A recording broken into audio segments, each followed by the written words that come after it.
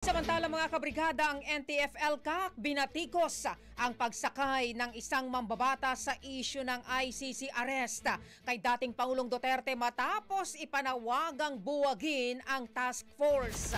Brigada Kath Austria, ibrigada mo. Brigada Live Report.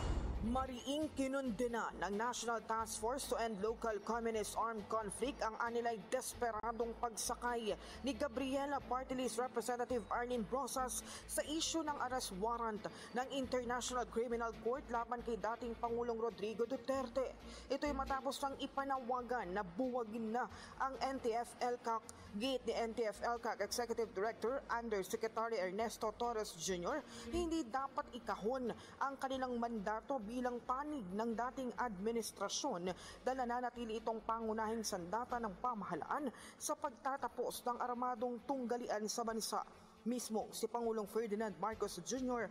na kasalukuyang pinuno ng task force anya ang patuloy na kumikilala sa kahalagahan ng kanilang mga programa para sa kapayapaan at kaunlaran sa bansa. Binatikos din ng task force ang umunoy pagiging bulag ng Makabayan Bloc sa mga paglabag sa karapatang pantao ng CPP, NPA, NDF habang patuloy na inaakusahan ng gobyerno ng pang-aabuso.